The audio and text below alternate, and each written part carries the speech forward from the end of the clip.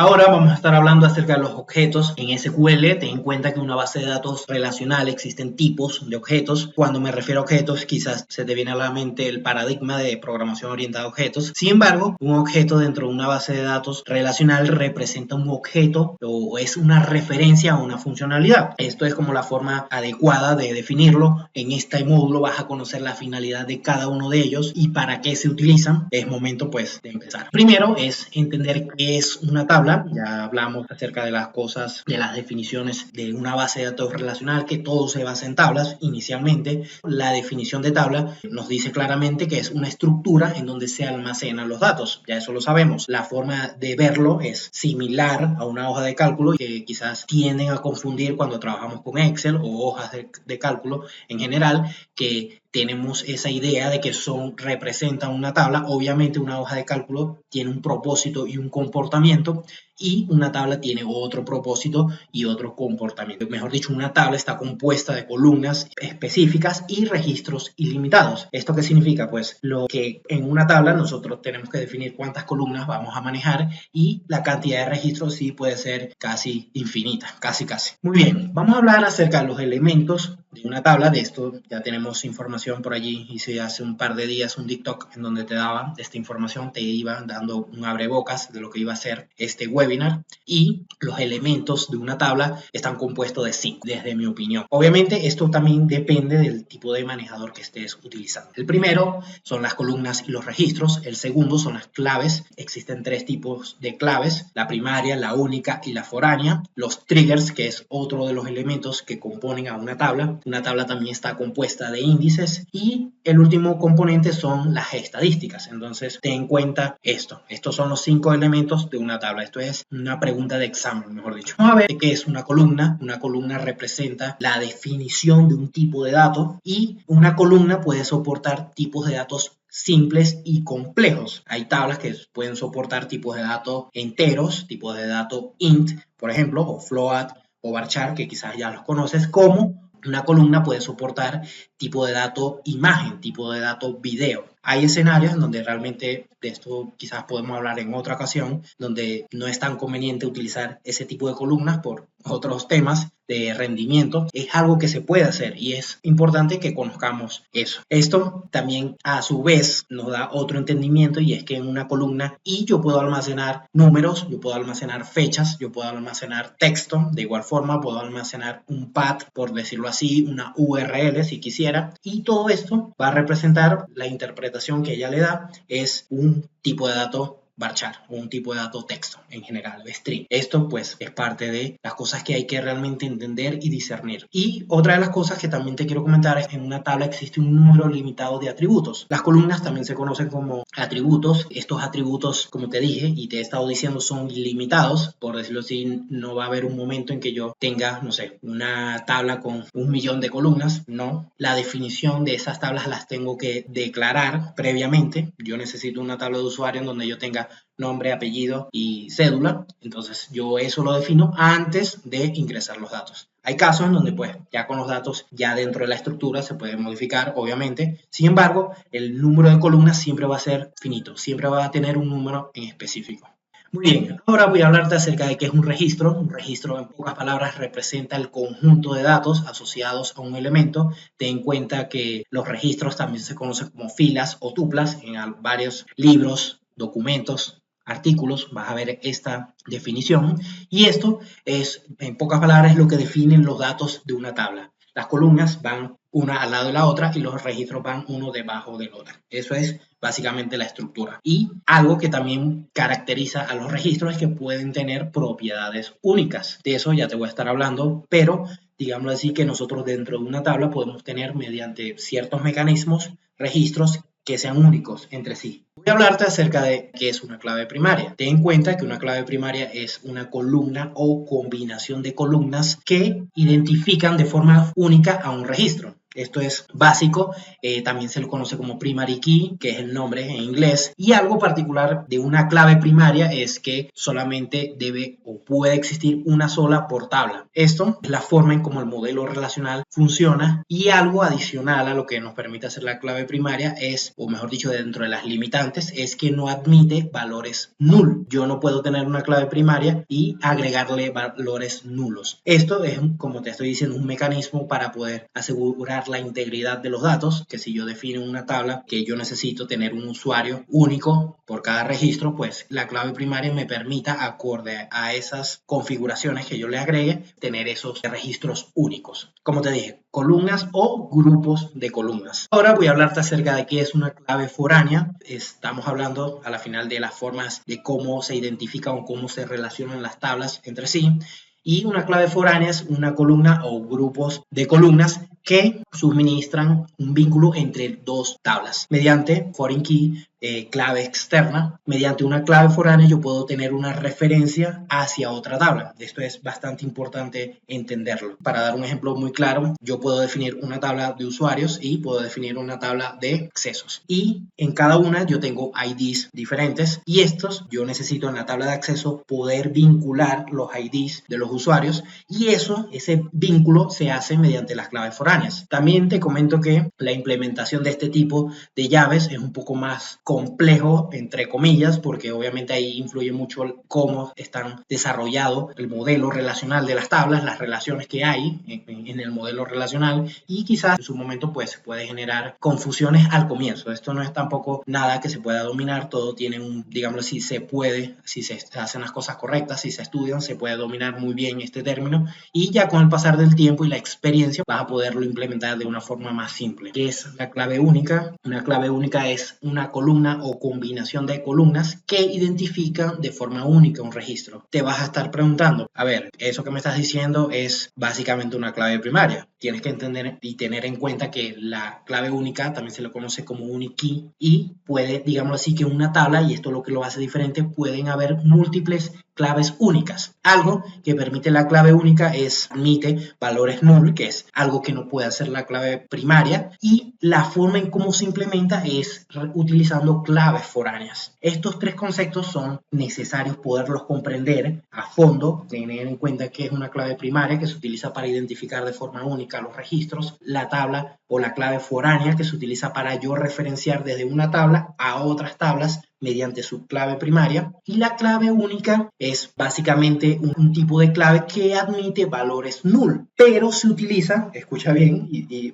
quizá va a ser un poco confuso, pero la idea es aclarar la duda, y se utiliza complementaria con la clave foránea. Es como ese estilo. Entonces tenemos tres tipos de llaves. Eso es bastante importante. ¿Para qué se utiliza la clave única? Pues normalmente se utiliza para validar datos sobre una columna. Si yo puedo determinar mediante las reglas de mi proyecto, de mi negocio, yo puedo determinar que una columna de una tabla tenga un valor o un grupo de valores específicos, y yo lo puedo hacer mediante las claves únicas. Entonces, ten en cuenta eso. Bien, ahora voy a hablarte acerca de qué es un trigger, que es un disparador en base de datos relacionales, en SQL en general. Un trigger, código SQL que se ejecuta de forma automática y nos permite dar una respuesta a un evento que se ejecute en una tabla. Digámoslo así, que los triggers nos permiten brindar integridad a la información. Se utiliza también para manejar datos históricos, y para darte un ejemplo, aquí lo tengo bien claro, es el del empleado y el salario. Asumamos que por algún momento nosotros estamos dentro de un sistema o aplicación y estamos registrados con un ID único como empleado. Existe una tabla de salarios en donde este año tuvimos un salario y el siguiente vamos a tener otro, y ese cambio, cuando yo vaya a hacer esa actualización dentro de esa tabla de salarios, yo mediante un trigger puedo tomar esos registros y guardarlos en otra tabla que se puede llamar históricos salarios. Por ejemplo, yo mediante un trigger, mediante un disparador, un evento que se genere, alguna persona que va a ir a mi registro y actualizar el salario, va a generar ese evento, y ese evento va a desencadenar en una inserción de datos a otra tabla o actualización sobre otras tablas a nivel del modelo completo de relación de los datos. Básicamente para eso se utiliza. Realmente el trigger también puede ser utilizado para enviar correos electrónicos, para, como te dije, actualizar datos, borrar datos, insertar. Es un código SQL alterno a lo que realmente es el proceso en sí que se está ejecutando ejecutando. Ahora voy a hablarte acerca de qué es un índice. Un índice nos permite acelerar las operaciones de una tabla. Con un índice podemos, por decirlo así, acceder de forma más rápida a los datos. Tengamos en cuenta que con el pasar del tiempo cada vez existen más datos en las organizaciones, en los proyectos a nivel general. En este mismo instante se están generando cada vez por segundo, cada vez más información, y los índices nos permiten, mediante ciertos patrones de búsqueda, acceder a esos datos que realmente nos interesan. El índice también evita hacer las búsquedas fila a fila. Es como que yo hago una consulta sobre una tabla que tiene 1.000.000 de registros. Digamos que mi registro está al final. Imagínate que este es el último de todo el listado que hay y yo tengo que esperar, no sé, un cierto tiempo, un tiempo considerable mientras este proceso termina. Esto lo soluciona rápidamente el índice. Él tiene la forma interna, la forma lógica, como está contemplado, de identificar cuáles son los registros que yo tengo y acorde a eso, pues, nos da una solución más rápida. Algo que debes entender es que un índice puede estar compuesto de una sola columna o grupos de columnas. Esto es como parte de las cosas o las características que tiene un índice. Y un ejemplo bastante claro de lo que es un índice es el mismo concepto, pero aplicado a los índices de los libros. Tú cuando vas a leer un libro, pues simplemente si buscas el tema de tu interés, no es necesario que leas todo el libro para saber cuál es el tema o darte cuenta si el tema existe. Imagina por un momento los libros que no tuvieran el índice, tuvieras que estar leyendo página a página para darte cuenta al final que posiblemente esa información no está dentro de ese libro, y obviamente los índices son una solución para estos escenarios, para acelerar las operaciones de una tabla. Muy bien, ahora voy a hablarte acerca de qué son las estadísticas. Este es otro elemento, ten en cuenta, y poca gente te va a hablar de esto, de las estadísticas. A mí particularmente nunca me hablaron cuando empecé a entender estos temas. Este concepto es bastante útil porque te va a dar una visión diferente de lo que son las tablas realmente y cómo utilizarlas. Ahora hay que entender que las estadísticas son metadatos que ayudan al motor a tomar mejores decisiones, al motor de la base de datos a tomar mejores decisiones. Se componen, realmente las estadísticas son valores dinámicos, no siempre están basados en los mismos valores. Como te estoy diciendo, son metadatos que ayudan al motor a tomar mejores decisiones. Y algo que tiene particularmente las estadísticas es que nosotros podemos tener dos tablas idénticas, con quizás, no, obviamente los mismos nombres no, pero las mismas estructuras, las mismas cantidades de columnas y las mismas cantidades de registros y los mismos índices por las mismas columnas, y ambas tablas pueden tener estadísticas diferentes. Eso es lo curioso. Y para darte un ejemplo, ¿qué son las estadísticas? Es imaginar por un momento que tú tienes una tabla, por ejemplo, de empleados, y esta tabla solamente tiene una docena de registros. Cuando tú haces una consulta sobre esa tabla, el motor va a identificar que es mejor hacer un escaneo completo, una lectura fila a fila de cada uno de los registros. Para el motor de la base de datos va a decir, él va a tomar la decisión correcta y va a decir, no, para mí, acorde a estas estadísticas, que esta tabla tiene solamente 12 registros, para mí es más fácil devolver los datos uno a uno. Él va, lee los 12 registros y te los devuelve. Tú puedes tener la misma tabla, quizás en un tiempo posterior, no sé, dentro de 2 años, la misma tabla y hacer la misma consulta, y esta tiene, por ejemplo, 1.000.000 de registros, y el motor en ese momento no va a determinar hacer la lectura fila a fila. Para él, para el motor de la base de datos, de forma inteligente, por decirlo así, es mejor utilizar un índice para hacerlo más rápido. ¿Cómo surge esto en la base de datos? Pues es con las estadísticas. Muy bien, vamos a hablar acerca de qué es una vista. Ten en cuenta que una vista es un conjunto de datos que provienen de una consulta. Es prácticamente como si consultáramos una tabla real. Sin embargo, la característica de la vista es que se almacena de forma lógica dentro del motor de la base de datos. No, es básicamente como una tabla virtual o virtualizada, por decirlo así, en donde los datos no se almacenan de forma física dentro del servidor, dentro de la instancia. Esto pues es parte de lo que nos permite hacer las vistas. Un ejemplo de vista es dándote este ejemplo de, no sé, la tabla de empleados que tiene 1.000.000 de registros. Supongamos que yo necesito simplemente una vista de los empleados que registré este año. Yo mediante una vista puedo tomar ese set de datos, no necesito el 1.000.000 de registros, y con esa vista virtualizada, porque esos mismos datos provienen del origen, que es de la tabla de empleados, yo puedo utilizarlo para ciertos propósitos. para un reporte, para una aplicación, para no consumir todos los datos y a la final contribuir con el rendimiento de la base de datos en general. Y esto nos lo permite hacer una vista. Algo que también caracteriza las vistas es que el resultado es dinámico. Básicamente yo puedo consultar una vista hoy y me puede devolver cierta cantidad de datos, digamos 10 registros, pero mañana, acorde a la condición que tenga esa vista, pueden haber más registros. No es algo como estático, sino que los valores pueden ser dinámicos acorde a la configuración que se le dio a esa vista. Muy bien, ahora voy a hablar acerca de qué es una función. Ten en cuenta que una función es simplemente, es como muchos de los conceptos de programación, y quizás ya lo sabrás, pero yo cumplo con proveerte y complementarte este concepto, y una función es un conjunto de instrucciones con sentencias SQL. Realmente eso no es más ciencia, digámoslo así, que algo particular de la función es que puede recibir parámetros, recibe realmente parámetros de entrada y solo genera una salida. Eso es como de las cosas. Yo le devuelvo valores y él me da una salida. Este tipo de objetos, función, se utiliza para conversión de datos, para fórmulas, para formatos que sean requeridos dentro de un desarrollo con base de datos.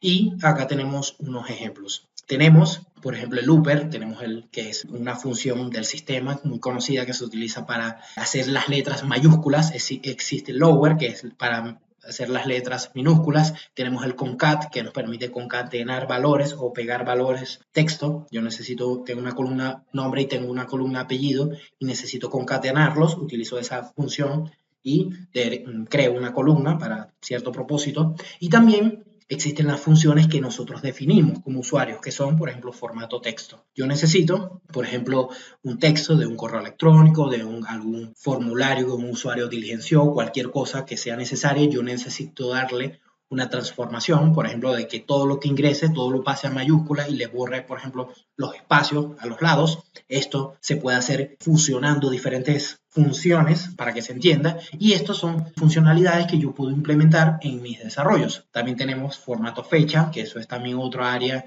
que se utiliza mucho en las funciones, en donde yo le envío, no sé, día, mes, año, y necesito que devuelvan año, mes, día, cosas muy básicas. Y también tenemos otros tipos de fórmulas, como por ejemplo calcular la edad, donde yo le paso la fecha de nacimiento y la función me puede devolver procesando los datos, y pues básicamente eso. Esto es el objetivo y lo que cumple realmente en sí una función. Ahora voy a hablarte acerca de qué es un procedimiento almacenado. Este es otro de los objetos que vas a estar escuchando si estás en este nicho de programación de base de datos relacionales. Básicamente un procedimiento almacenado es lo que, desde mi punto de vista, y muchos libros lo vas a ver, es lo que representa un programa con instrucciones SQL, obviamente, y particularmente el procedimiento almacenado tiene la diferencia o algo de que lo hace diferente a las funciones, es que puede recibir parámetros de entrada y generar muchas salidas. Entonces esto realmente es una de las cosas diferentes que, en comparación a una función, que puede ser utilizado por otros procedimientos almacenados. Para resumirlo un poco, es básicamente que yo puedo definir un programa general, va a hacer toda la ejecución y hacer fragmentación de los procesos. Digámoslo así, me creo un procedimiento almacenado que va a insertar a la tabla empleados.